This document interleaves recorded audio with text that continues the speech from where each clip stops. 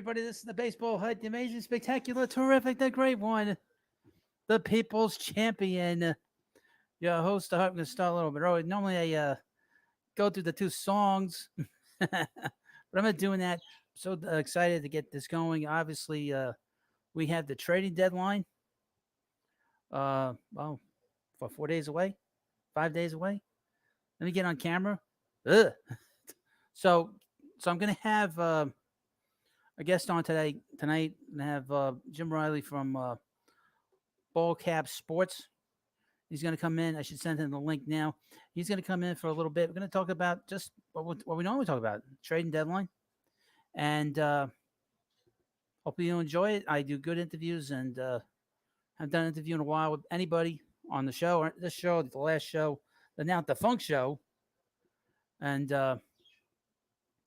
meanwhile, let's get into it. Let me get into all the people that are coming here very, very early. Obviously, there's no Mets game tonight. Your New York Mets are off. Another day off, which is very strange. All right, let's get into the chat. Hello, Garden State Gardner. How are you? Hello, Holly Green. MLB Matt. Nelson Cruz. Hey, Nelson, where you going? Where you going this year? You got traded to Tampa Bay. Now you're with the Nationals. Where are you going? I like your wall decor. Well, this painting right here, I did that. I did that. This one I did. I mean, this one I didn't. Right here. But this one I did. But hello, Paul Obuhanik. How you doing? Hello, Greg Zeman. Hello, Karaoke Buzz. Hello, Truth and Lies of the Philippines. Are you in the Philippines?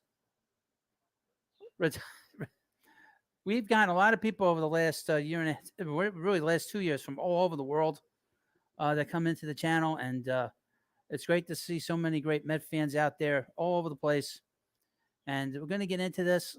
It's been very quiet, obviously, with the trading deadline. Hello, Alex Pugalis. It has been extremely quiet. Oh, you're in New Jersey. Cool. Oh, that's a stone throw for me. But it's been very quiet with the trading deadline, obviously, as we all know. The New York Mets have been a little busy. They brought in our buddy, everybody's favorite player now, Daniel Vogelbach. And everybody hated him when they made the trade. Then he started rumbling around in the bases, and everybody's so in love with him. And I would mention this. It's important to know is that Drew Smith went on the injured list tonight with, I guess, a lat strain. So he's probably going to miss the rest of the season, I would expect. So I don't expect him coming back this year. I was going through his numbers before the show.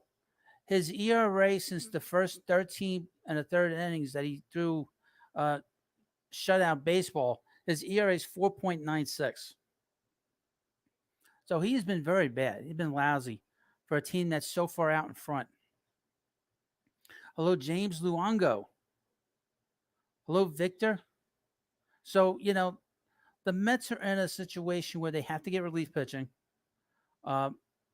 They have to get a DH, either be a right-handed complement to Vogie or maybe JD Martinez. They need to hopefully do something with the catcher. Seems like Wilson Contreras, they're focused in on Contreras, and they're focused in on Mancini the last couple of days. So we haven't seen any movement. I would mention this. For a very long time, Kansas City was always a team that provided a lot of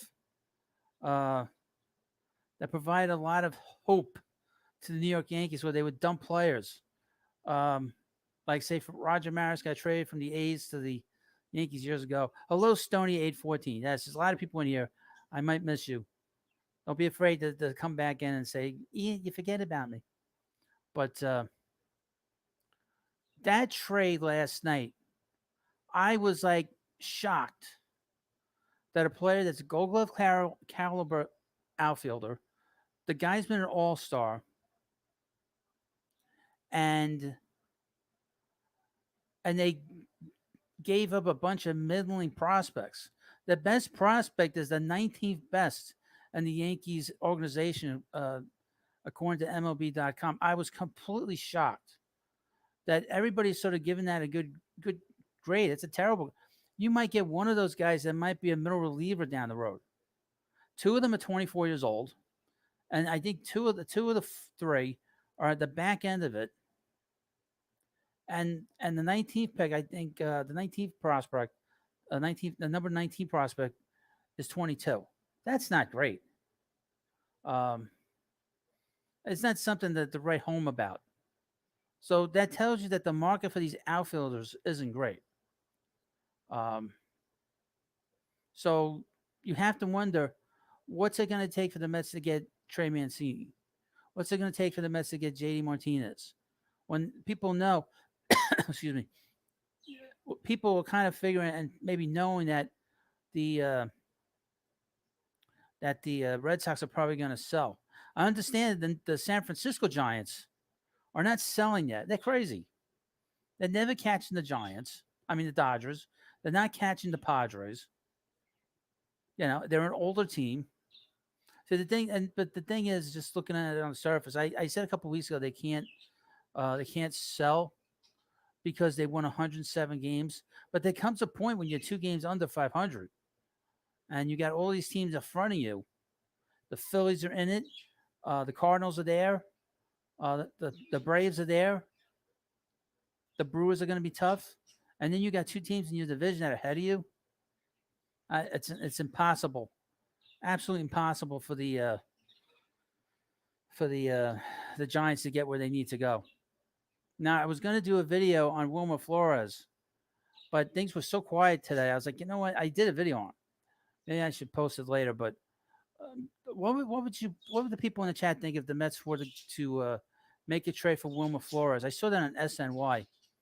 What do you guys and ladies think the Mets should do? Would you have a problem with Wilmer coming in here? Um, I wouldn't have a problem with it, but you can't play him. But you can't play him, in the field. Thank you, Stony 814. Ding ding ding. Hello, Tim Earl. How are you? You're new. And of course, please subscribe to the channel if you will. Uh, Truth and Lies, the Philippines says pass, but Wilmer is not afraid to play in a big place. Well, Wilmer would be the DH. He'd be the right-handed DH on this team. That's exactly what he would be. He would be the DH on this Mets team, and I would not play him in the field. He's got 13 home runs, 50 something RBIs. He's actually done really. He kills lefties. Um, but you guys can decide. I would be fine with it. Hello, Frankie Diaz. But the one thing about Wilmer is he always gets hurt. He's always hurting his legs. The guy can't run, but he always hurts his legs. Hold on, I need a drink. Frankie Diaz says, "Hey, what's up, Hut? You're up." So they've been talking about Wilson Contreras. But I know the Mets are very leery about trading any more big prospects for any player from the Cubs. Because obviously they made the trade last year with the Cubs last year for Javi Baez, and Baez didn't sign with the Mets. And Pete Crow Armstrong has played well. Now, I am of the opinion is a little different than most people. I don't know how much I can believe in him as a player because his reputation coming out of high school was that his hitting skill was a little bit behind. But that's what I think. From Alice Police, where do you think Dom will end up? Anywhere out of here. How about that? That's my. I don't think he's going to play for the Mets again. I think that ship has set sail. Here's Randy Williams, Mr. Killjoy. The Mets aren't getting any of these players. We're getting all excited for nothing. Okay? Very negative.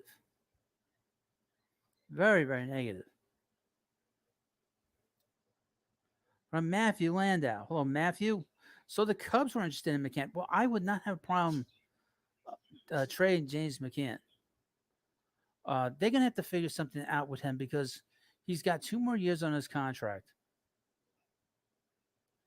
Um, he's got 2 years left on that contract. That was a bad deal.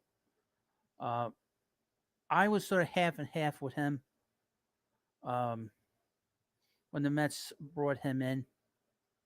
I was hoping that they'd get more offense out of him, but he has been a complete total cluster F, complete total disaster. Um, and with Alvarez, coming up through the system, you can't have him here. You're going to have him be your backup with that kind of money. Uh, it doesn't make any sense. Damian Brooklyn. Hey, Hut, Contreras, Robinson, Chapin, and either Mancini or Martinez. Jake back, hopefully healthy, ready to go next week. And we're set. Yeah, we're all set. We'll see. Um, yeah, so the price for Contreras, not so much Robertson, as more for Contreras could be at issue. I don't think it would cost them a lot to get David Robertson. A little fancy sports revolution. Uh, I don't think it'll take a lot for Andrew Chafin. This is going to be a very good market for relievers. I think I think it's going to be something that'll be really um, exciting for everybody. Rumble. Let me see if I get this name right. Rubera Cinquenta Y9. Ohtani for 2. Done. I don't think that's going to happen. I think he will be moved just based off the fact that Mike Trout has got a bad back. He's got to see a spine surgeon, and he might be goodbye. We might be looking at another David Wright. You hope it's not spinal stenosis. They said, oh, he can kind of play through it. You don't play through any back injuries. Look at Don Mattingly.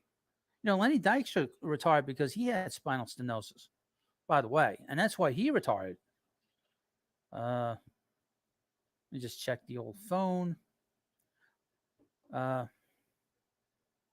Randy Williams, you need to let go of your feelings. Let go of your hate. Enjoy the ride. Enjoy this season. They are on track to win 100 games. They are on track to win 100 games. Tim Rohn says Angels should blow up their court. The thing about the Angels is the fact that the Angels have all this money into Trout, and they have the best player in the game, the biggest, I don't know what you can call Ohtani. Calling him a sideshow is not really what he is. He's just, we've never seen anything like him, and they're terrible. That has less to do with him than it really has to do with the money they've allocated, and they have Rendon on that team, and he's been a complete total bust. Prior to that, they had Justin Upton. I mean, first of all, the owner is too involved. He interferes with everything. We know what happened with Epler. Epler wanted to hire Buck out there. Instead, he hired that jerk. That jerk Joe Mann. I don't like Joe Mann. I don't know what anybody else thinks. I mean, he was just a jerk, and he didn't do a great job. I was thinking about this today. Joe Madden would have been the reason why the Cubs didn't win the World Series. The only thing that saved him was the rain. That's what saved him. Hello, Dan Caselli and Todd Licata. All my regular peeps are in here. Hope you're not hope you're not scared to see me. Karaoke Buzz. This is one of my favorite all-time Met teams, 86, 85, 99, 2000, 2006, and 2022 and 2015. I would add a team to that list. One of my favorite teams, along with some of those, is the 97 team. I really love that team. That team had, they had Todd Hundley on it. It was the second year of home runs. They had first year John Olerud. That was Bobby Valentine's first year. And they won 88 games that year. They were so much fun, and they were always constantly coming back to win games. They were a lot of fun that year. From Dan Cassell, I like the Mets to try and get CJ Cron from the Rockies. Now the Rockies are a disaster. Uh, the Rockies are a complete total disaster because of one simple thing, and that is uh, they've run so poorly. I don't think they're trading anybody. They didn't trade Travis Story when they probably knew they weren't signing him. They traded Nolan Arenado, uh, based on I don't know why they traded him, and they got nothing for him. They got absolutely nothing for him, and he's gone to a better place in St. Louis. Now, speaking of a guy that's probably going to go to a better place, is Juan Soto. The rumor is tonight that the Padres are trying very hard to get him now. They have a lot of prospects. They're desperate to win a World Series. It seems like two teams are sort of taking the forefront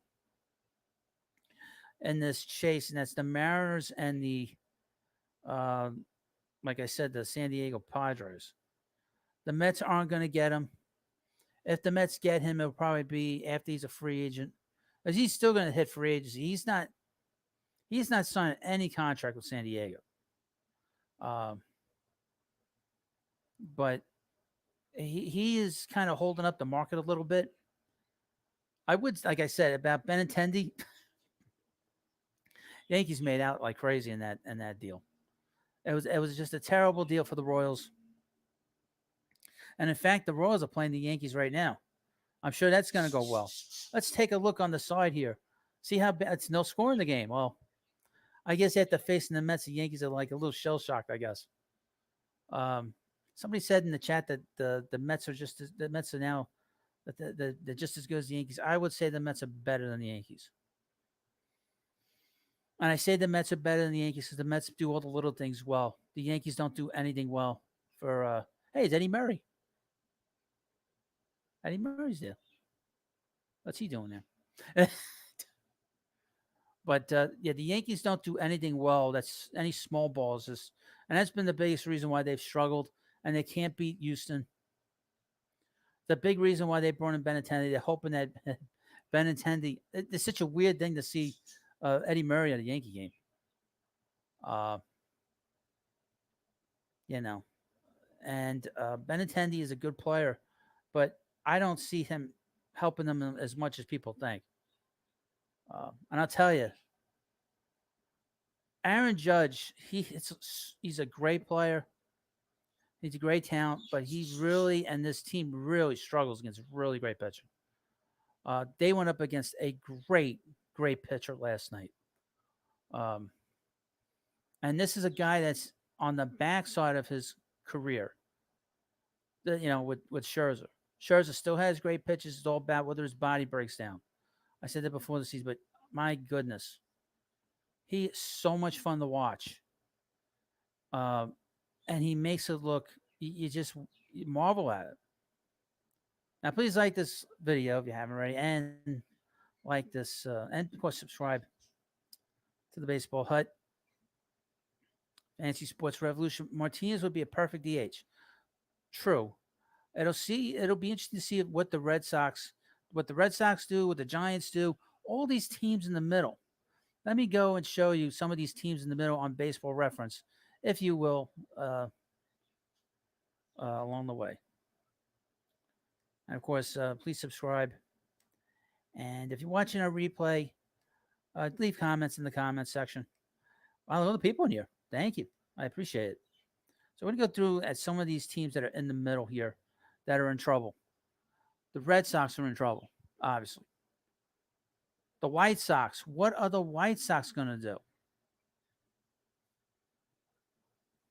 The Rangers, 11 games under 500. They spent all that money, and where has it gotten them? The Los Angeles Angels, they're going to sell everybody but Ohtani. Oakland, well, they're done. They'll trade Frankie Montas. The Chicago Cubs, Contreras is gone, probably. Happ is probably gone. David Robinson's probably gone. A whole slew of these guys are going to be out of there. Out. What else? Cincinnati, what a disaster. And as bad as the Reds have played, they're 16 games behind. You would think they would have been 100 games behind, considering how poorly they've played to start their season. The Pirates, you see light at the end of the tunnel with the Pirates. That O'Neal Cruz, boy, he's very impressive. And to see them bring in some more young players, uh, they're in good shape, but not for this year. It'll be interesting to see who else they move from that team, by the way. Uh, and obviously the Giants. The Giants, 48 and 50. Where are the Giants in the race? They are 3.5 games back of the last wild card spot. They have to jump the Phillies and the Cardinals and the Padres and the Braves. How are they doing it? The Marlins, which I wasn't aware about, they're 6 games under 500, but 15 games behind the Mets. What are they doing? Houston, just to get to them for a second. I understand that they're trying to move some of their starting pitching. They're in on Josh Bell, from what I understand. That they would probably be in on JD Martinez. Um, I don't know what the real market is for Martinez. I know that the Mets are very much interested. The Red Sox are the most interesting team to me that could sell because they have a lot of good players on that team. Evaldi, teams will be lining up for Nathan Evaldi. If you're short on pitching, they will go after him. Teams will go after him. The Mets would ask from Alex, please, Jock Peterson to the Mets. He would be good. But we don't know if they're going to sell. Are they going to sell? Are they going to sell? That I can't tell you. Let's see if there's anything new. Nothing new here. I mentioned this. If you're a big Met fan, the Mets not called up, but the Mets promoted Alex Ramirez from Port St. Lucie, the St. Lucie Mets, to the Brooklyn Cyclones, and he hit another home run tonight for Brooklyn. He has 8 extra base hits in the 17 games that he's had in Brooklyn. So he is a guy that's on the he's rising as a prospect. I'm sure there are teams asking for him. Mets have to be a little careful with some of the prospects they move. They're probably more willing to move Ronnie Mauricio. But Alex Ramirez, they might not be, but he is on the comp, unlike Mauricio. Mauricio's he's stagnating as a prospect. But we will keep an eye on. I would mention also with the minor league season, it is a full season. So they will play into September until the end of the month. This is not like back in the day when the minor league players go home at the end of August. Yes, or the beginning of September. Yes, another team that is a weird team, and that's the Diamondbacks. Bumgarner, they would love to get rid of, but he makes so much money and has so many years on his contract. That's not happening. Merrill Kelly's name popped up last night in trade rumors. Let me pop up the Diamondbacks now that I think about it. And of course, please subscribe to the Baseball Hut. Todd Licata, one of Mauricio's one of those prospects where they look on at the tools, but he doesn't get on base. The comparison about Mauricio is that he has a lot of power, but the issue with him is his instincts are not that great. He's sort of compared to Ahmed Rosario. As fans, we want to see the Ahmed Rosario part 2. I don't know. He was not one of my favorites. Hold on, I need a drink. Fantasy Sports Revolution. Sean Murphy could be a decent catching option if the Mets don't get Contreras.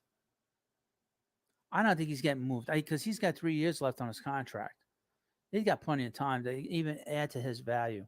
And it's not going to take long for the A's to get good again. The A's don't stay bad for long. They don't stay bad for long. So here we go. With the Arizona Diamondbacks, 10 games under 500. Boy, are they good or what? That's a good team. Okay, anybody says.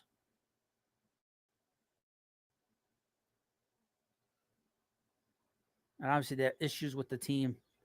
Bumgarner doesn't like the nonsense, I guess, that goes on uh, inside that clubhouse, which you figured that it would bother him considering he's a winner.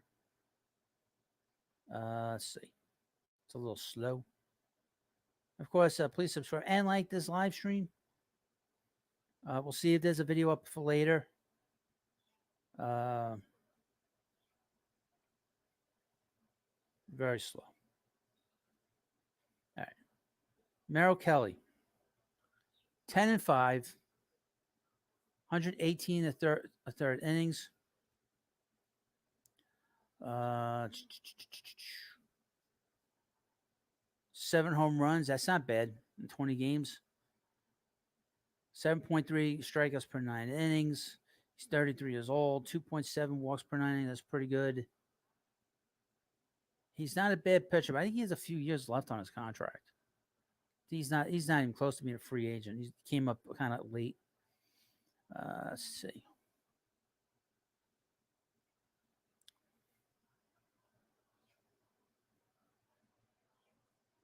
Now, for a guy that's been on some bad teams, he's got a winning record. That's always a good sign to see. Let's see his WAR. WAR is kind of low, but he's on a bad team. It's hard to judge that. 2.8.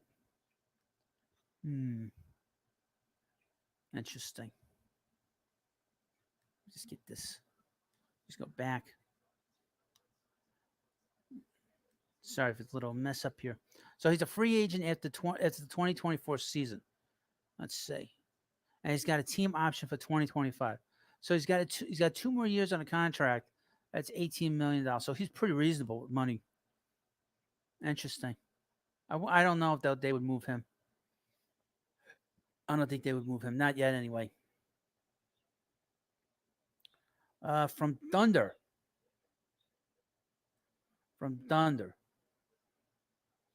Do you think the Mets could acquire Contreras soon? He's like my favorite catch to want to land here in New York. He's got a World Series. He's a 3-time All-Star. He's got a lot of things going for him. He's a competitor. He's fiery. We saw that in Chicago. He was like hitting himself in the head with a bat a few times. So has a lot of good qualities to him. And he can hit. And the Mets are desperate for a bat behind the plate. But are you willing to give up a big prospect knowing that you're going to have him just for this year? I know that that Andy Martino, our buddy, he posted a little comment saying that the Mets should trade in a package Tomas Nido and Dom Smith going to Chicago for Contreras and Robertson, but that they have to obviously add extra players. What do you think about that? Would you be willing to give up Tomas Nido, who's really done a great job behind the plate, and he had a big at bat in that ninth inning last night? It's not so much about bringing in Contreras, but do you want to give up? You want to give up Tomas Nido, who's done a really good job behind the plate? I know he's not hitting, but he's done a really good job. I don't know. Stoney 814. I would sign Contreras to a long-term deal if he does good. They're not going to sign him to a 5-year deal. Stoney, that is not happening. That's not happening. Because they have the kid. They have Alvarez. I'd mentioned this about Alvarez, about him being 20 years old. the 68 Reds called up a catcher. He was 20 years old. It was Johnny Bench. He won the Rookie of the Year. We know what Johnny Bench is. Ivan Pudge Rodriguez, was also 20 years old when he got called up to the majors, and he was an everyday catcher. Contreras maybe 3 or 4 years down. I don't think that's going to happen. Even for that situation, it's just not doable. He's 30 years old. How much more does he have left And catchers don't last past 31, 32. If you sign him to like just for a 5 year deal, you'd have him for 2 years. And he's not Mike Piazza, and he's not Gary Carter. He's not Johnny Bench. He's good, but he's not at the level that you need to have for that kind of a contract. So I don't think that that's really um, doable. I don't think that's going to happen, in my view. He's good. He'd help a team. Oh, Luis Valdez says Pudge was 19 when he got to the big leagues. So these catchers, it's weird. Sometimes these catchers are a lot like prodigies. In a lot of ways. So they don't. It's just I don't know. Hello, D74. Contreras is strictly a rental. Absolutely, he's just a rental. That's why the Mets have to be very careful about who they trade. You know what I mean? They can't just sort of move guys out of here and that you think are going to be good. Um, would I give up Vientos, who's almost ready for the? He could probably play in the majors now. I don't know. Um, is he good enough for Mauricio? You can talk me into it, but he's higher on that list than Vientos is. Um, would you trade Ramirez for him? Maybe because Ramirez is 2 years away. Those other guys are right there. Mauricio is in double A. Vientos, if the Mets were a bad team, Vientos would have been here already. You know.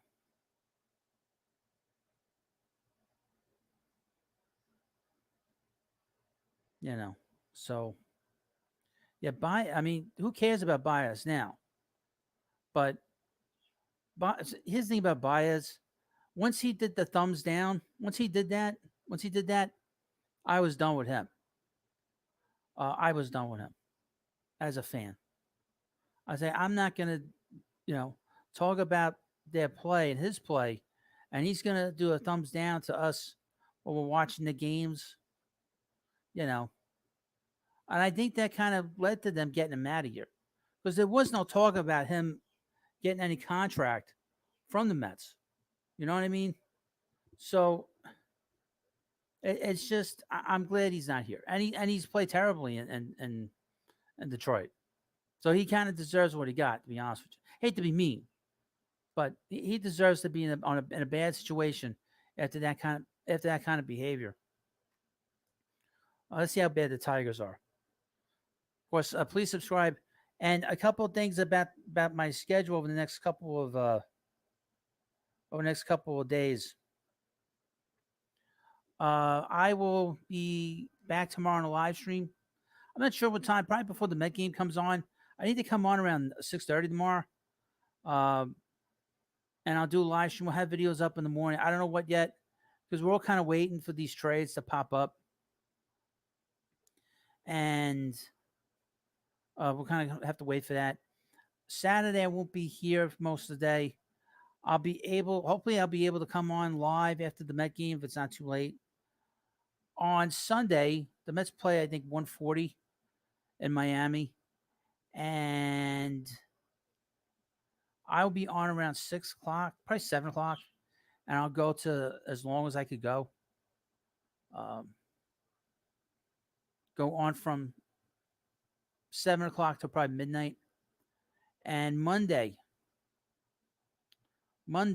I will be on pretty much all day. I'll be on in the morning. And then I'll be on in the afternoon, and I will stream the Mets game against the Nationals. I was thinking about this today. Both Jacob deGrom and Max Scherzer fall on the same day, and because they both fall on the same day, there is a good possibility that one of them will pitch on Monday. We keep our fingers crossed and let it be Jake, because then I can stream the game. You'll get to see. Me do a live stream with during the game, and that should be fun. I've never done that before. I think I did a spring training game last off season. Uh, just check my phone. Just waiting on my guest right now. He said he should be here. Hopefully, there's not a time difference where he is. Because if there's a time difference where he is, then there'll be an issue. But I sent him the link. He should be here, and he did. He did text me before. He did DM me before, so he should be here shortly. But we'll see. And meanwhile, it's still very quiet right now. There is nothing going on right now. I got the Yankee game on the side against the powerhouse Kansas City Royals. Um, from Alex, should we be worried about the Grom next season whenever he lands? Let's not worry about that. Let's worry about this season. Uh, I've said for a while I don't think he'll be back. You know, so I don't think that I don't think he's happy here, and I think he'll be out of here. Quite frankly, James Garden State Gardner, James McCann's catching his second for Double-A Binghamton tonight. Right? He's getting close to being ready. I'm surprised he's getting himself together so quickly. So,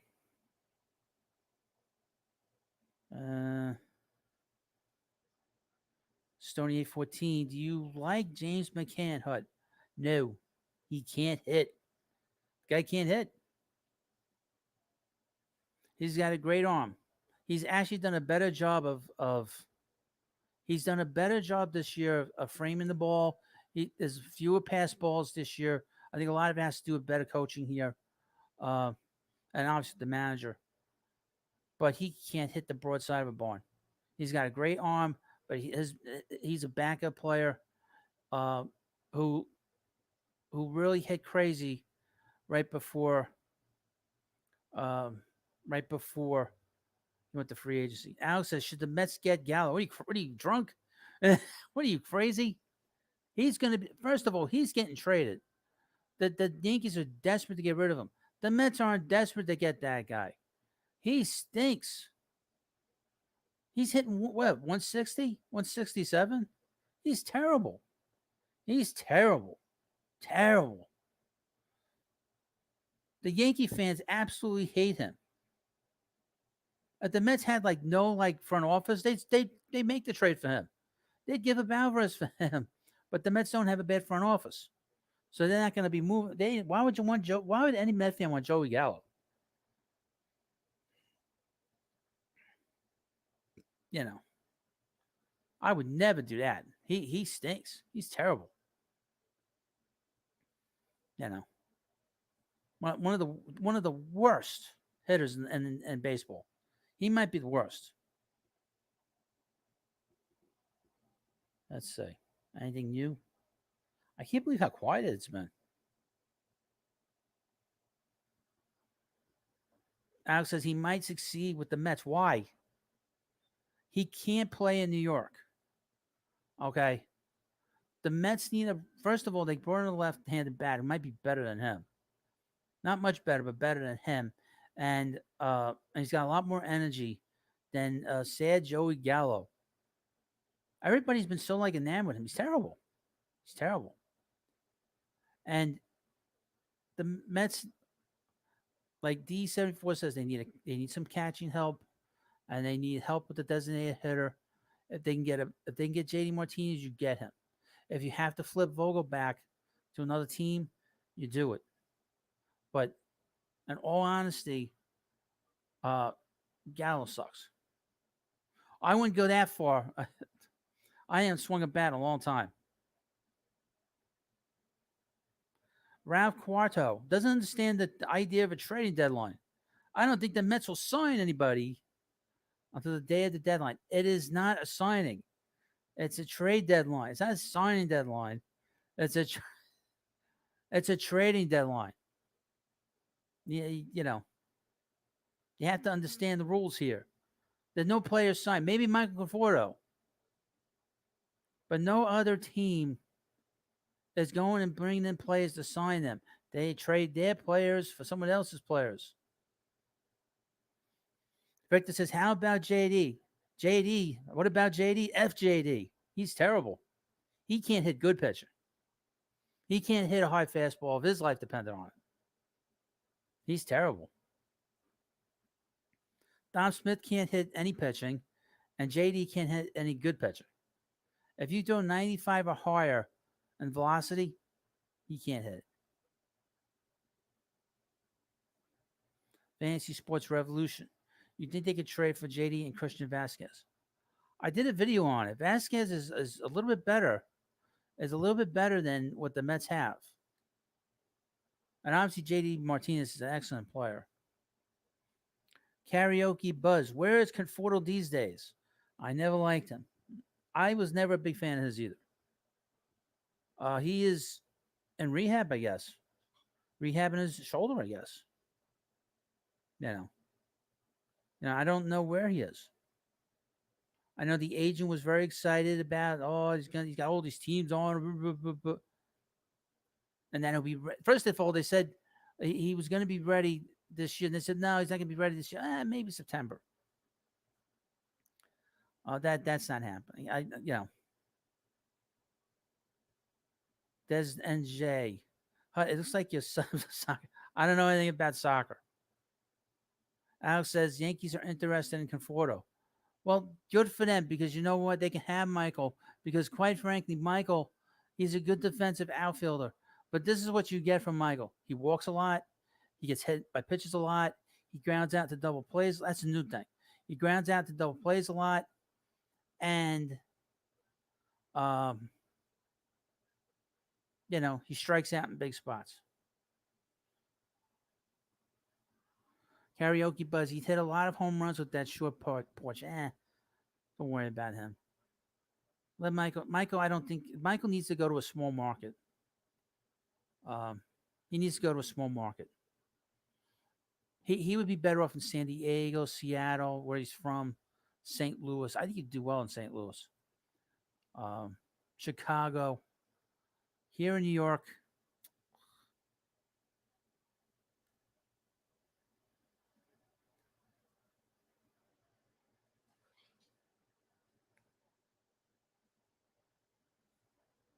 So it's a very strange thing.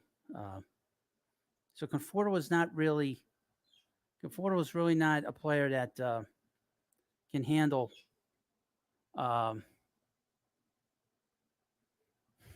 the big market, in my view. But so Michael is going to be out of here. Probably out of the New York market. I don't see him anywhere in the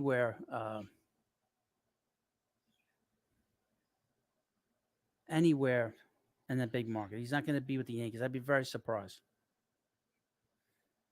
The trade deadline is on Saturday, on Tuesday at 6 p.m. That's when it is.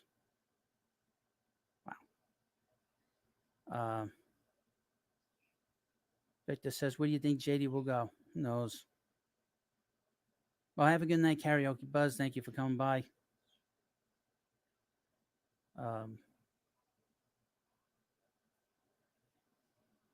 Thank you for coming by that karaoke. So we're just waiting on Jem, see when he gets here. Oh, just message me. Yeah, he'll be here in a few minutes. So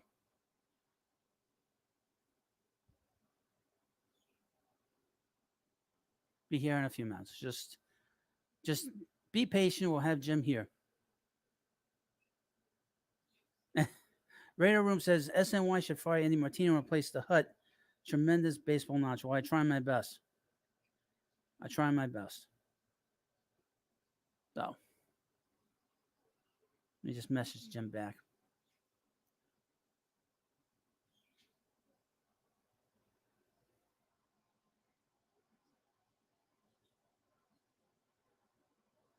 Matthew Landau, what's your official stance on where the Mets are right now? Think they're legit yet? Well, yeah, they're in first place. I think they're legit. I mean, they played well against the Dodgers. They played well against um, the Yankees, and here we are.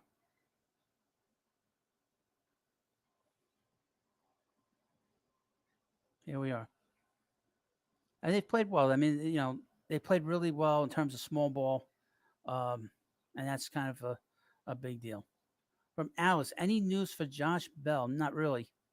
Houston, I've heard. Fancy Sports Revolution. Drew Smith to the IL. Mets definitely need another arm or two in the pen. Well, they're going to definitely need two righties now. Trevor May should be coming back shortly, and they're going to need a lefty. That's for sure. Definitely going to need a lefty.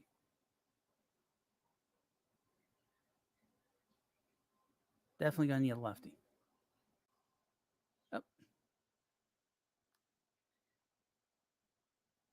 That'd be right with you, Jim. Cool. There we go. How you doing, Jim? I'm good. How are you? I'm doing great. How you doing tonight? I'm doing all right. I apologize for being late. We got a weather situation here, and the kids don't like the weather situation, so just sort of grabbed me, and I was going to try to set up in a different room, but then I couldn't get into StreamYard, so there's a whole bunch of stuff going on. But I'm here now. I appreciate you having me on, and I'm ready to talk baseball and trade season with you here for a little bit. Yeah, thanks for coming on. I have a few questions. I know you don't have much time. Right. What is your overall stance in your assessment of the trading deadline so far? How do you look at the landscape right now? Well, it's interesting because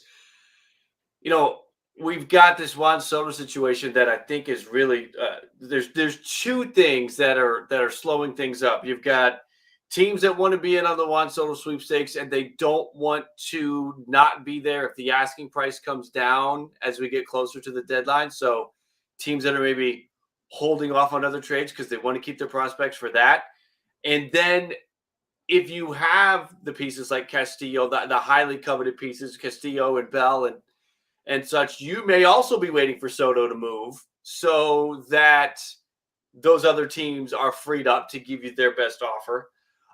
We also have had, recently, Ross Atkins was quoted yesterday, Blue Jays GM, saying that the situation early is that the asking prices are going to be really high. And then the closer to the deadline you get, they'll sort of normalize. They'll sort of start high, check the temperature of the room, and then adjust down if need be. And also a lot of the coveted pieces are the pitchers who have all of this control, right? Right. Very few of the pitchers are rentals. A lot of them have a couple of years. If you've got Castillo, you've got another year after this with Castillo. Same with Montas, same with Molly. Two new pitchers that just entered the fray, potentially Pablo Lopez and Tariq Skubal. They have multiple years of control. And all of that, according to Passan on SportsCenter earlier today, the asking prices for those players are really high. Yeah, I think part of that too, and also the draft came later this year, and the All-Star break came a little bit later. It was a week later than it normally is. Plus, we had this sort of going back and forth with the draft compensation, so that it was like a weird kind of timing this year. And plus, you had the lockout too. Yes. Well, everything got pushed back a little bit. So I think that has clogged up the system to a certain degree. I agree. I do think that when it's all said and done, at 6:01 on August 2nd, we will have had a lot of these players move. I think we will have had what will be considered one of the more active deadlines. I went and I looked back, and it will be interesting to see how this plays out because last year's trade deadline was crazy. Right? It was absolutely insane. The Cubs blowing everything up. The Yankees making moves. It was crazy last year. The Dodgers with Scherzer and Turner. It was nuts. I went back. I started working on a project. I'm not going to be able to get it done. It would have been fun to do. But I was looking at the last 10 trade deadlines. I was going to rank them. I was going to rank the last 10 trade deadlines. I'm just not going to have the time to do it, but I started to prep for it. And really, last year's trade deadline was one of a kind. Usually you have one or two blockbusters in a trade deadline. Last year we had like 8, and we'll be interested to see how this year goes, coming off of such a high that last year's deadline created and even this past offseason created. Can this trade deadline keep the pace with those last 2 busy trade periods? I'm interested to see how it goes. I still think we'll have a good trade deadline. Some good pieces will move, but we've sort of had our appetite level raised because of Right. the recent trade periods. What was interesting is up until they said that Juan Soto was available, it was pretty quiet. I mean, you didn't see really any like big all-time players Mhm. on the market. And now that his name has come out, now you're seeing people talking about Ohtani and Yeah. so who knows? All I it yeah. All go, it go ahead. took all it took was Mark Feinsand brought it up, and then John Morosi brought it up. This was going back about a week ago, I think, was the first time it was brought up. And not that he was available, but that they should. And then everybody kind of sort of jumped on that bandwagon. The Angels should trade Ohtani. And then we had the word from Ken Rosenthal that phone calls are coming in on Ohtani. Not necessarily that he was available, but that Right. phone calls were coming in on him and Trout.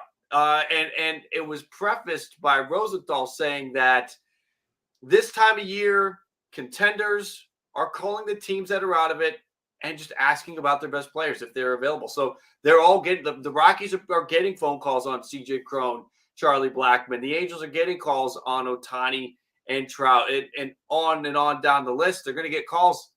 Doesn't mean that they're available, but it just gets moving. And now I think I got an alert from MLB.com, sort of hinting at, is Ohtani available and all that. And I'm like, boy, this got out of control quickly, this whole Ohtani thing.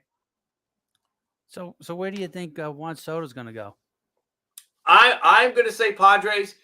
I have been leaning Padres for a few days now. It's been back and forth. Even when the Cardinals became a player, I still felt that they're a team that, I mean, look, they traded for Nolan Arenado. They gave Goldie a big contract. They have made moves, but to trade the level of prospects that are required to get Soto, it just didn't feel like it fit the Cardinal way, even though there's been tons of talk about how they would do it. So the Padres, I don't think Preller has any problem dealing out prospects. I think he'll do it all day long. He'll run it back. He'll go trade for Juan Soto, and then he'll trade for Luis Castillo for the hell of it, just because he felt like it. So he'll raid the system. He kind of built his rotation via trades, right? Remember a couple of years ago, they did the Darvish trade, and then they did the Snell trade. It was like back to back, and everyone was losing their mind. So I just feel like he'll do it. And before the Padres, again, I'll say I got on the Padres bandwagon maybe 2 days ago. I was thinking Dodgers because I figured, well, this is Dodgers, right? It's the Dodgers. Last year they went out and traded for Scherzer and Trey Turner. Of course, they're going to go trade for the biggest piece. But the more I've looked at and thought about the amount of prospects it will take to give up, and the Dodgers are already right up there. I think the odds on in Vegas have the Dodgers as the favorite to represent the NL in the World Series. The Dodgers got to look at themselves like, okay, he's obviously going to make our team better, but is he going to improve our odds that much, right? Like we're already, do we need Juan Soto, or do we think we could win the World Series with the team that we have? And I think the Dodgers could win the World Series with the team that they have. Right. And the Padres do not. The Padres cannot say that. Well, Padres need him. The thing about the Padres is that they've never won a World Series. Right. So there's a little bit of desperation with them and with the Mariners. They're another team that's been mentioned. I like the Mariners. I did like the idea of the Mariners, but I don't know. They played the Mets a couple months ago, and they were playing terrible before they went in there. But after watching, they're really good. I was Mhm. really surprised at how good Rodriguez was. I finally got a chance to watch him for 3 days. Yeah. He's so So talented. special. There's something special there. That is a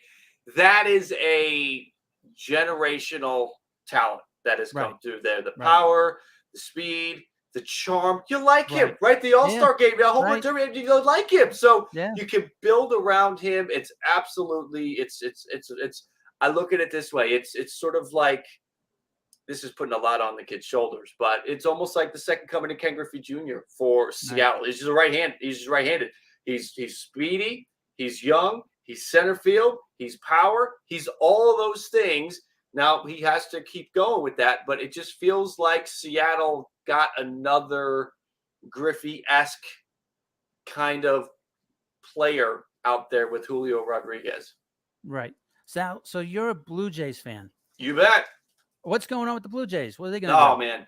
Well, I feel like the Blue Jays are in a spot. Kikuchi started tonight, and I Oh, feel I feel like that is a make or break situation for him going up against Detroit. You just cannot have a problem.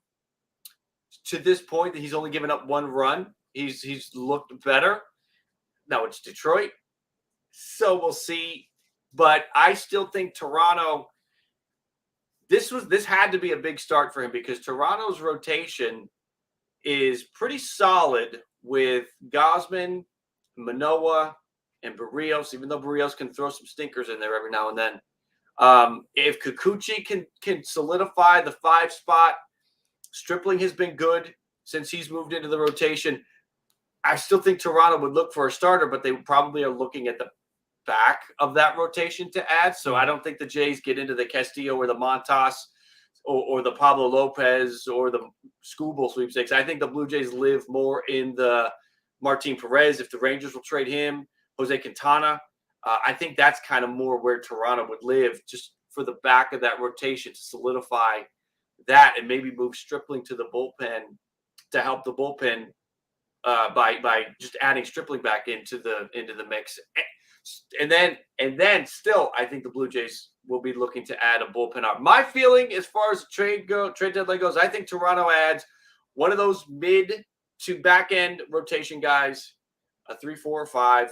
I think they add a bullpen piece, not high level, not David Robertson, not Andrew Chafin, not anybody like that, but I still think a good impactful arm for the bullpen and a bat. I think their splash comes with the bat, whether that's Ian Happ, whether that's Josh Bell. I think that would be the way that Toronto ends up going. I think, and that guy, whoever that bat is, they got to be able to bat left-handed. Right. What about Michael Conforto? That'll be interesting because the word from that situation, right, was that maybe everything I heard was that maybe he would be able to help a contender in September. You got to get him on the roster before then, because Right, if you sign him after September, he can't be on the playoff roster. right. So you got to make that decision now.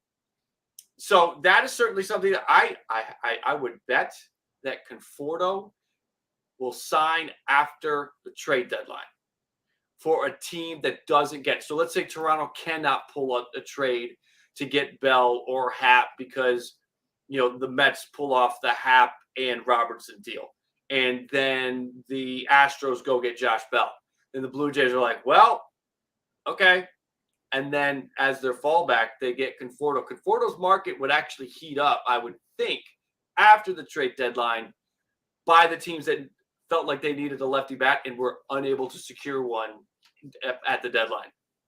So, what is a surprise trade that nobody's talked about? Who's a player that's going to get moved that we haven't heard about? You know, I feel like there has not been a whole lot of talk. It's kind of going back and forth. So I don't know how many people are talking about, and this is dependent upon some things. I think Jock Peterson gets traded. Really? I think San Francisco is in a really bad spot.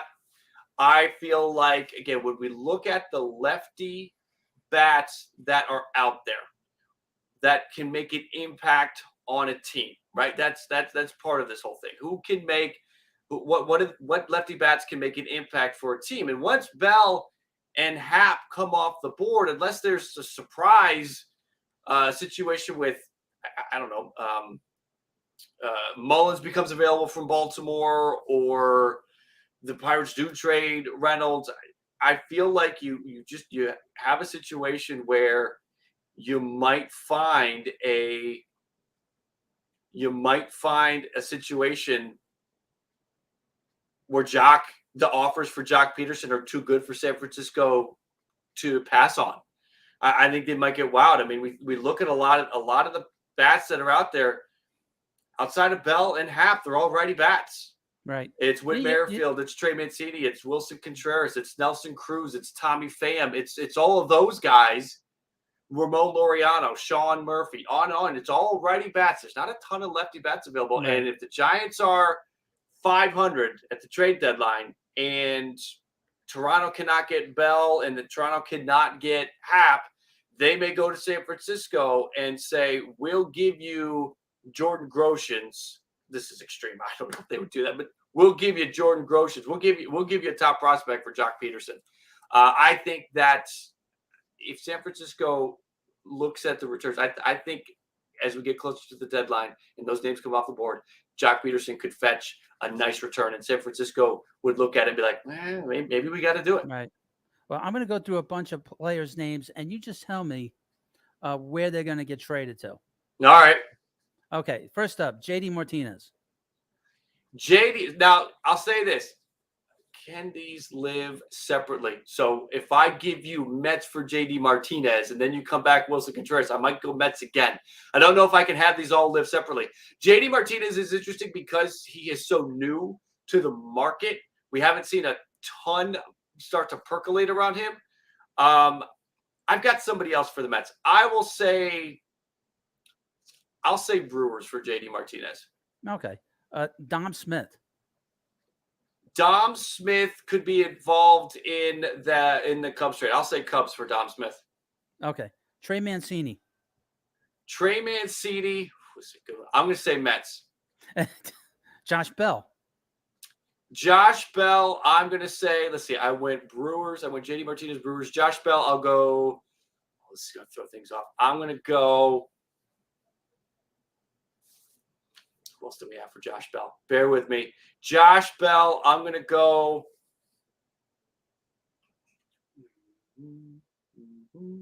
I stumped him, folks. Let me go. Let me go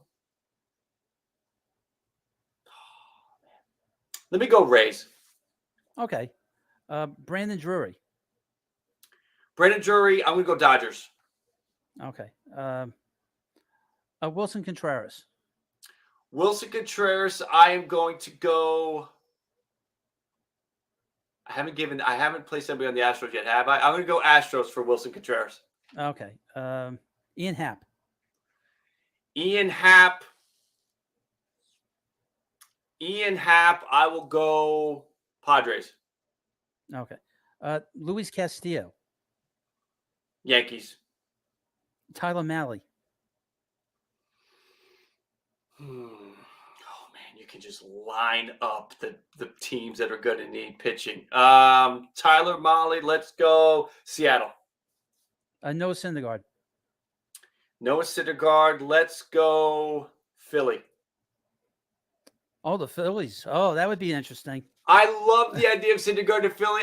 Listen, I know I'm in a Mets hub right now, but I just think it would be fascinating from a base. That narrative writes itself, right? That he ends up in Philly pitching important games, potentially against the Mets. That would just I want to see that happen. I don't think Atlanta goes for it. I could see Philly looking to add that, and also if you add Syndergaard to that rotation, you've already got Nola and Wheeler at the top there, so you don't really need. You're not really looking for a one with Syndergaard, right? You're looking to add. You want a good 3, a good 4. Syndergaard's your guy, and when you do that, you can then move Suarez to the bullpen because of all the options there that Philly has for the rotation. If everyone's healthy, I think Suarez is the guy that would go to the bullpen, and that would help the bullpen. So I'll go Philly for Syndergaard. Okay. Frankie Montas. Montas, I'll go Cardinals. Oh, really? So I that's think interesting. I think that the Cardinals are going to want to do something. The Reds are division rivals, so I have the Cardinals not even close on a Castillo trade. But I can see the Montas thing, especially if I have Soto end up with San Diego.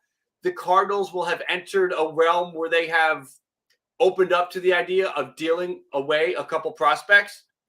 And if they're on the phone talking to Oakland and Oakland is asking for Wynn and another prospect, the Cardinals are going to say, well, we just kind of thought about trading him anyway and projected a future without him anyway. So sure, let's do it. Plus Montas, you get another year with Montas. Think about the Cardinals right now. You have no idea what you're going to get with Flaherty.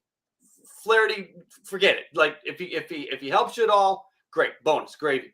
You got Hap on the IL. There's just problems there. Montas would help you this year and help them next year. Okay, Joey Gallo.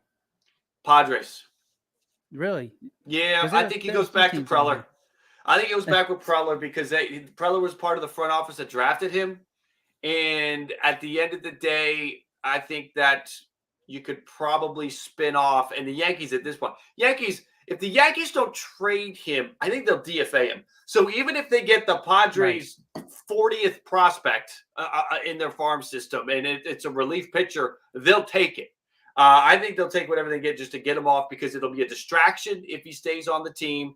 And it will, again, you cannot have him taking up a roster spot come the postseason. All right. David Robertson. David Robertson, I am going to go Mets. I think so, too. I think that is like the perfect fit. Yeah. Because you have Epler, who was like the assistant GM when he was the setup man for Rivera and the closer here. Yeah. I think, and I know the Mets really like him a lot. Yeah, there's not a lot of lefty arms that are available. Andrew Chafin's probably available, but being that he's the premier lefty arm, there's probably going to be a heavy market for him. Robertson, while he's probably the best arm right now, there's going to be other arms you figure you can fall back on if you don't get David Robertson. If you don't get Chafin, you're going to be like, okay, well, what are the lefties that are out there that we trust? So you could see Chafin going maybe a little higher than you want. And Robertson gets lefties out.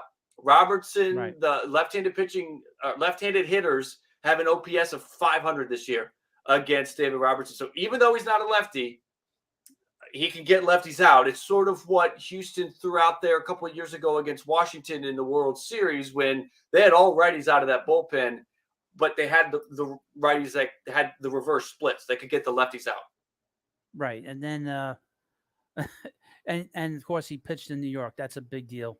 Mm-hmm. And he pitched on a World Series team. That's he's been in big moments. He's been in New York. He's been on that on the spotlight. Yeah, I know that there's a lot of talk that Robertson will be packaged in with Contreras and with Hap, and maybe that's how it ends up going down.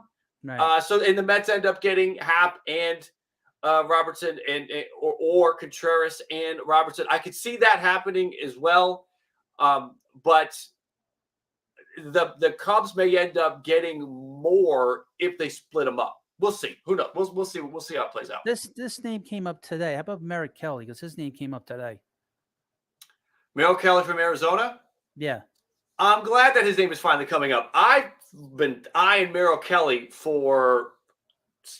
since June, since I started thinking about this thing, because Merrick Kelly is one of the older pitchers on that Arizona staff. And if they're thinking about starting to, just bring something in, Merrill Kelly, because I don't think anyone's going to trade for Bumgarner's contract. No. And the other pitchers are too young. So Merrill Kelly's a perfect one to capitalize on that. So Kelly, if we're thinking about a spot for him, let's see, we gave St. Louis a pitcher. We know Houston wants a pitcher. I don't know if they would go that route, though. I think they're talking about trading Urquidy. There's a weird thing. I have a feeling a lot of what we're hearing about from Houston might be smoke screens to try to get other things to happen. I don't know if Houston really is interested in a pitcher. I don't know if they're really going to trade a pitcher. It's really weird what's going on with Houston. Merrill Kelly, actually, let's do this. I'm going to go Blue Jays. that feels like one of the moves that Toronto might make for that 3-4 spot. I'll go Blue Jays. Merrill Kelly's the kind of guy that the Braves would pick up. Yeah, that's true. I mean, Ian Anderson didn't have a good outing last time out. Morton's been a little bit better lately. That does feel like a very Bravesy kind of move, and we haven't given the Braves anybody in this rundown. No. But Nope. They're very quiet right now. They are very quiet. I'm still going to go. I'll stick with Blue Jays for Merrill Kelly. I got to give my team somebody out of this whole thing. So who do you think is going to be in both championship series? The National League first, and then the American League. I'll go. And you can tell me. I'll go Mets and Dodgers. Right. I'm always fascinated by the New York LA thing. So part of me is that, like, I love when the coasts go head to head. And I mean, quite frankly, listen, the better teams, the three best teams in the National League right now. Sorry, Cardinals. Sorry, Brewer fans. The three best teams in the National League are the Dodgers, the Mets, and the Braves. Right. And I feel like the Mets, part of that prediction is that DeGrom gets back and he stays healthy. If DeGrom goes down, then that changes, because I just feel like you go through the rest of the regular season with a Scherzer, a DeGrom, a Walker-led rotation. And that is what you're throwing out there in a playoff series. You got to go up against Scherzer and DeGrom, and they're both firing darts. You mentioned Walker, and I never really seen him on a regular basis. You saw him in Toronto. Yeah, this guy's got great stuff. He does. And he's got guts too. That makes him special. You can thank Pete Walker for some of that. When he went to Toronto, I believe he was with Arizona. I think he came over from Arizona, and he was not doing that well. He pitched really well for Toronto when he came over in that trade in 2020. And the Jays wanted to get him back. I think it came down to Toronto and New York to get him. He went to the Mets, and he has done well. And I do think Pete Walker, the pitching guru, pitching whisperer, said something to him, got him on track, whether it was a breathing thing or a timing thing or a mechanical thing, whatever it was. I think Pete Walker did something good there because he's been great ever since that trade to Toronto. After looking like his career was supposed to be up here, but was going to be down here, now he's back up here. So there is something about that. If you get into a playoff series and you could potentially have to go through Scherzer and DeGrom 2 times each, and they're both throwing dots, I'll give the Mets. I mean, we're seeing Houston beat the Yankees, and it's because of how, that Astros pitching is great.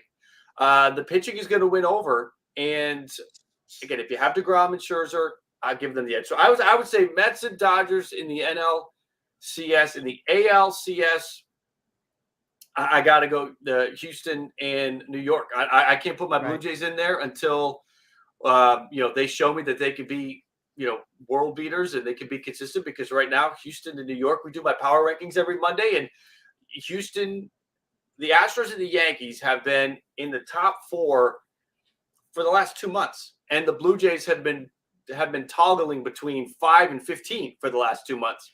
So I'll go Houston and New York for the LCS. I had not seen the Astros really and sort of have an idea of, we've seen them nationally and stuff, but then to see them go up against the Mets, they basically ran the Mets out of the ballpark, just in terms of the pitching. And you can see the experience and the difference. And it's going to be to look at. I kind of agree with you with all 4 teams, who's going to be there. I'm not being biased about the Mets. The Braves could be there too, but they could. They're the other team. They're going to be really tough. The Astros, they're going to be very difficult to deal with for any team. Can you imagine? Can you imagine Dodgers and Astros? Can you imagine that? I don't even. I love the history of baseball. I love the old rivalry between the Yankees and the Dodgers. So I every year secretly root for a Yankees and Dodgers World Series to go 7 games. I secretly root for that every year. Yeah. And just from a historical perspective. So, but Houston and the Dodgers would just be absolutely fascinating. From I mean, the I security will have to be you through would the roof. It'll be right. insane. You would get very good ratings for the games. Yeah, yeah, You you know, a would. lot of people would be watching because it'd be like almost like let's do this again. Let's have a Yeah, do over yeah, between these exactly two right. teams. E- exactly. That And would be this one of many and, narratives. and of course in Houston they would go to Los Angeles and the fans would be banging every time Mm, during the game. mhm, It would be mhm. awesome to watch it. But I'm a Mets fan and I don't want to see that. Of But course. but the Mets also have obviously history with Houston too. Yeah, They have from yeah. '86, and they have a very long history with the Dodgers in Well, postseason as well. So if it's if if the Mets make it, I'm going to be rooting for the Yankees to make it. I would love the Subway Series. I would well, love the energy that we had these last two games. It. I mean, that was fantastic. I would love to see my two favorite. Obviously, the Blue Jays being there would be my right. favorite. But after that, to see either a Dodgers and Yankees or a Mets and Yankees, just from the perspective of interesting and I would love that. The Houston and LA thing is almost just tabloidal. Like I It's want more of to, a national thing. It's more of a national yeah, thing than yeah, here. Beyond being in New York, most of the country doesn't care. And you mentioned the Subway Series. We had that in 2000, and it was a yep, dud. It was a dud here because the Yankees weren't into it. right, Because the late owner George Steinbrenner basically just drove them crazy because he's like hmm, you can't lose to the Mets, and the Yankees didn't enjoy the series, and all the pressure was on the Mets to deal with the media and everything right, else, and it really upset the Mets, because the Mets were playing really well getting into postseason, right, and the Yankees weren't at the time. They just dragged themselves into postseason. That was the worst of those dynasty teams, but Steinbrenner drove them absolutely crazy yeah, for those 5 games. They had to beat the Mets, right. or everybody was going to get. I mean, Torrey would have gotten fired, and he would have gotten rid of everybody on that team. And that was, I mean, that was the Steinbrenner way, right? That Right? was it. I And mean, he wanted to win the World Series. He wanted to win New York. and his son is like the total opposite. Really is. I know. He's so totally different. He doesn't go out of his way to Mhm. try to like bring in the big players. Like if Ohtani was out there, you would be hearing all kinds of Ohtani to the Yankees rumors. You would Yeah. be hearing about how Anthony Volpe would be going there, Oh yeah. or Peraza would be going there. And if he became a free agent, George would be first in line to talk to him. There's no doubt about that. But his son is not going to Right. do that because No. they have a budget, which Well, is insane. I was, hypothesizing Otani trades the other day, and I have the Mets. If Otani becomes available, I have the Mets as my pick. Oh yeah, I mean, They would be oh my forget favorite. that. Cohen would go and just get it done. Who do you Oh want? You yeah, want the top absolutely. 10? You want all top 10 prospects? Here, take them. Fine. You got them. We'll rebuild from here. But he would just do whatever it takes to get it. And it's smart. The Yankees would be more cerebral and more thoughtful and more strategic with their offer, whereas Steve Cohen would just be like, he's available. He's coming to New York. What do you want? And then Well, the deal would get done. they were valuing. I saw him. I don't know if it was on Fangraphs, but they were valuing his next contract to $63 million a What I year. think that was Passan. That was Passan Right. in his recent article. He compared Shohei Ohtani to Matt Olson and Max Scherzer, Oh, a player A, player B thing. he's not Matt And Olson. well, in both instances, Ohtani was as good as or better than the player that he was being compared to, and taking the salaries of Scherzer, the 40 million, Olson, the 20 million. That's how you got to the 60 number. Now, obviously, now Passan isn't saying that that's what he would get, but that's what he's worth. He is worth 60 million a year in terms of Yeah, what he can absolutely. do with pitching I and mean, hitting. I mean, we've never seen anything like this. They were talking about Babe Ruth. Babe Ruth, after he went to the Yankees, he pitched a few times for the Yankees, Right. but not on this like regular basis where he's in the rotation. No, I mean, it's they took him unreal out. what he's doing. Yep.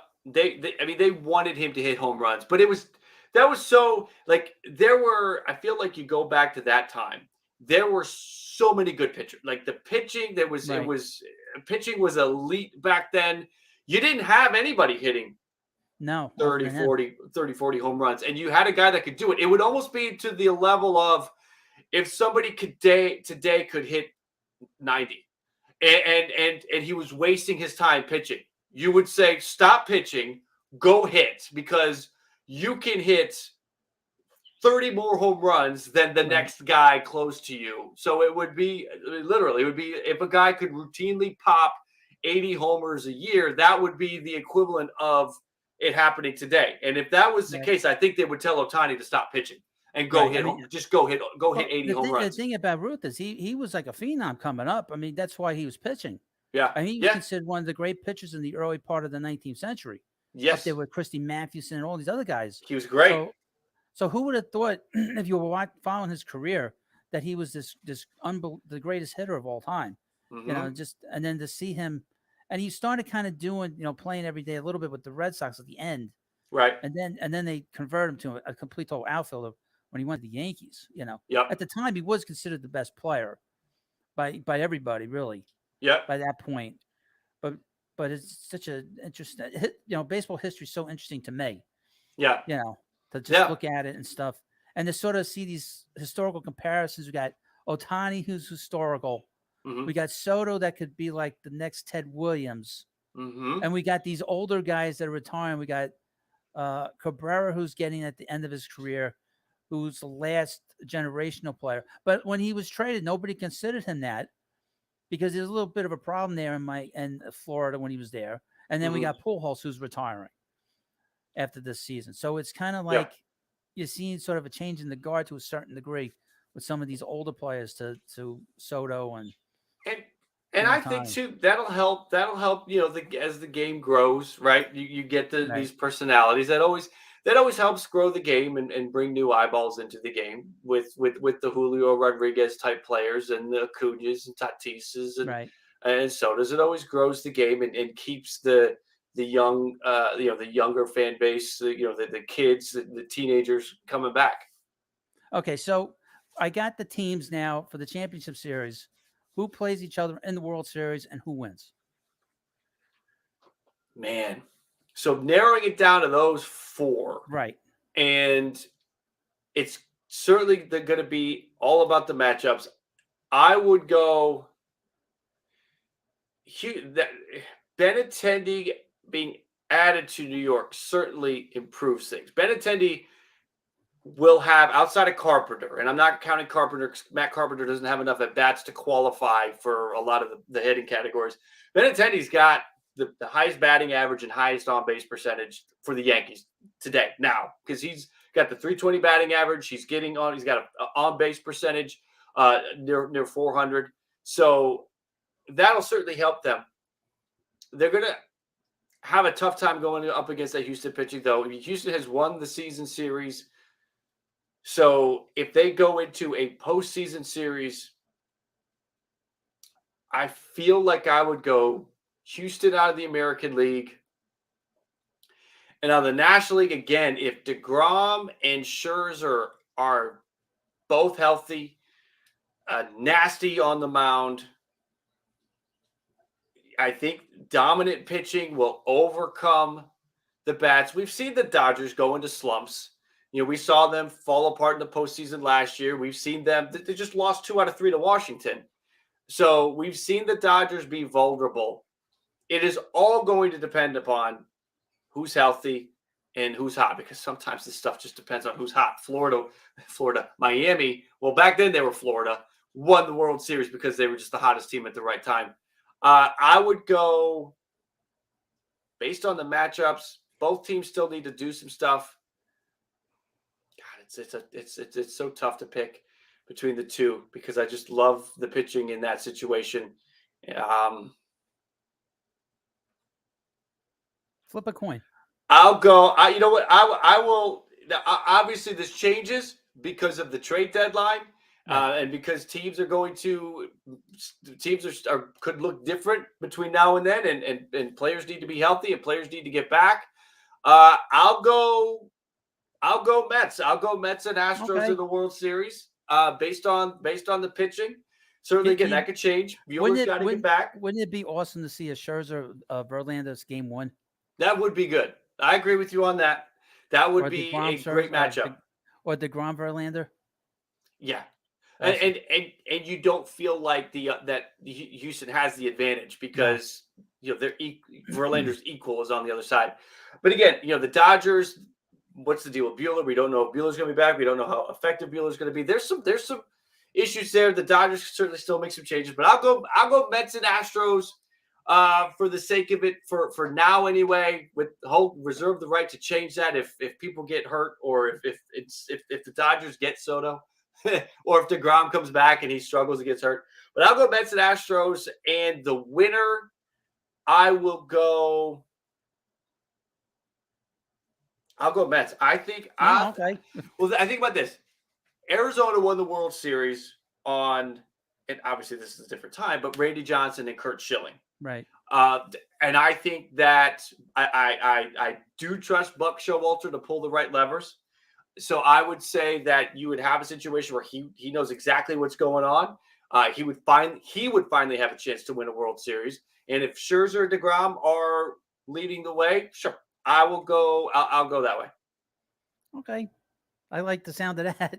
That's great. Yeah, the Mets are in a different position. We're not used to this here a little bit, but we have the new owner and Steve Cohen, Yeah. and that is, I mean, for me, it's sort of lifting a cloud over the whole organization.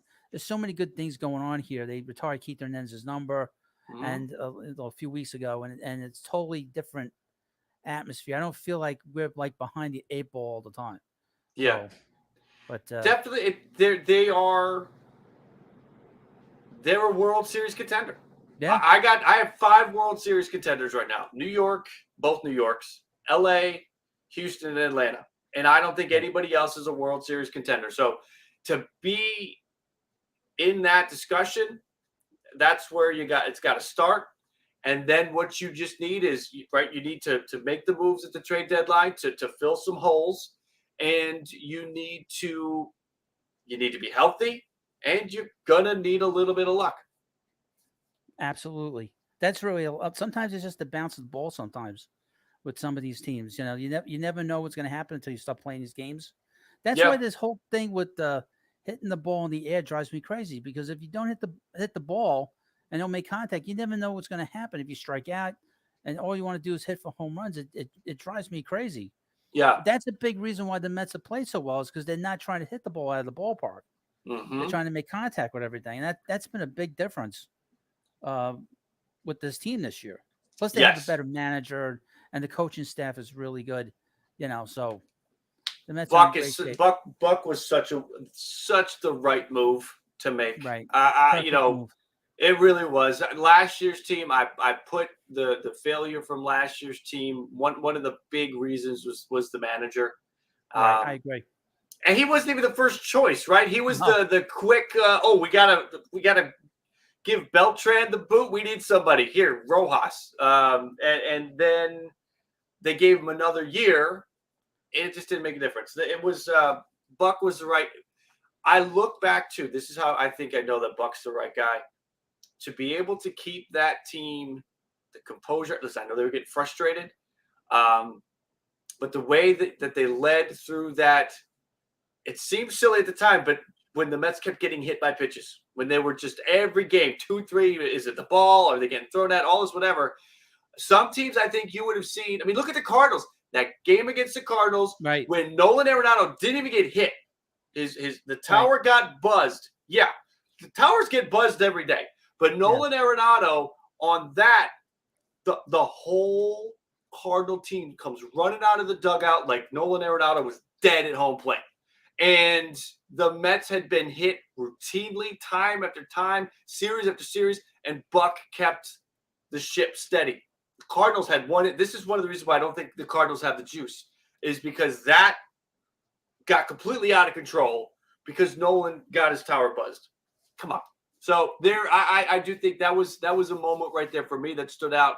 That Buck had the Mets, had that clubhouse, and right, there was good leadership there to keep that from getting out of control. right. So I want to thank Jim from BALLCAP's Sports. I have his link in the chat, so please, of course, subscribe to his channel. I try to watch his show as much as I can. Appreciate So that. Thank you. Thank you. And I know we talked about trying to do something a while ago. right. Things get Yeah. kind of crazy and out of Yeah. control, and sometimes like You I don't don't know. know. But I'm glad we're finally able to do this. Thanks for having me on. Yeah. Well, thank you for coming on. I'm gonna end the stream, and but I want to again thank Jim on. Please subscribe to this channel. Thank you for watching the live stream. It's been a long time since I had a guest on this channel. The last guest I had was last year before spring, right before spring training ended. I had Pete McCarthy, who worked for WFAN. He worked for the Mets for a while on the radio. So I want to thank Cool. again. So it's been a while since I had somebody on. So I want to thank Jim again for coming on, and I want to thank everybody in the stream for the great chats, the great comments in there, and thanks again to Jim, and thank you everybody, and of course please subscribe to the Baseball Hut. I want to thank everyone for coming by. Have a good night. Keep your eye out for more content. I'll have a live stream again tomorrow. Talk about hopefully we'll have some trades tomorrow. Hopefully, keep our fingers crossed. Yeah. We're gonna have a big show on Sunday. We're gonna have a big show all day Monday and and pretty much to the trading deadline on Tuesday. So thank you all for coming by. And of course, please subscribe and thank you, Jim, and I'll see you later. Bye.